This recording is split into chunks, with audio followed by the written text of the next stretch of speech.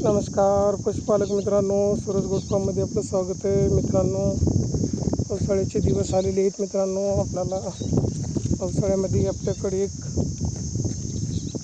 4-5 औषधाची एक किट म्हणून मिळते. मित्रांनो, ते ठेवायला पाहिजे, कारण मित्रांनो पावसाळ्यामध्ये रोगराईचं प्रमाण जास्त असते. आपल्या जनावराला कोणताही आजार होऊ शकते, कधी बी त्याची तब्येत बिघडू शकते. या ना त्या कारणानं आताच चांगलं असते आपलं जनावर आणि लगेच त्याची तब्येत बिघडती. आपल्याला वाटतं आता चांगलं होतं, चरू लागलं, आणि आताच कसं काय त्याचं दुखायला लागलं आहे.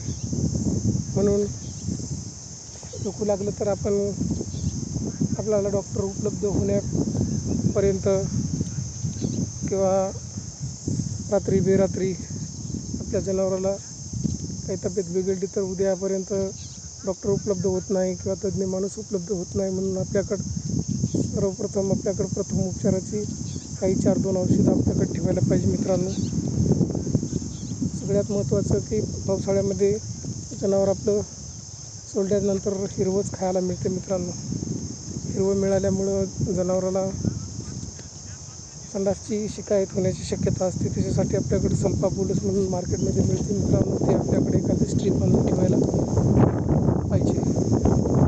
आणि त्याच्यानंतर ताप वगैरे जर येत असेल तर तापीसाठी मित्रांनो पावसाळ्यामध्ये मच्छराचे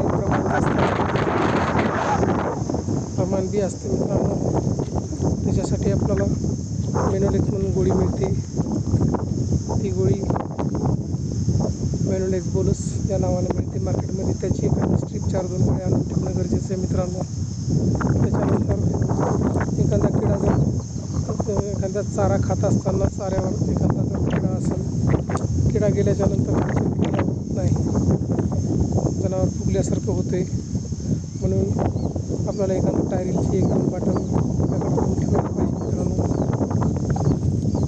त्याच्यानंतर आपल्याला काही भूकवाढीची औषधं असतात मल्टीव्हिटॅमिन म्हणून, ते पण जे की आपल्याला चाऱ्यामधून आपल्या जनावराला मिळत नाहीत, ते आपल्याला वरून द्यायला पाहिजे. मित्रांनो, अशासाठी काही मल्टीव्हिटॅमिनची 1 लिटरची बाटल वगैरे आणून ठेवायला पाहिजे. मित्रांनो,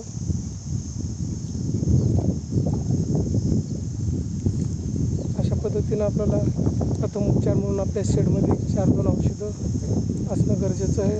आणि ते असतील तेवढं लवकर आपण आपल्या जनावराला देऊन त्याचं आजार थांबवू शकतो. मित्रांनो, चला ठीक आहे. मित्रांनो, गरजू व्यक्तीपर्यंत पोहोचवा. जय जवान जय किसान. मित्रांनो.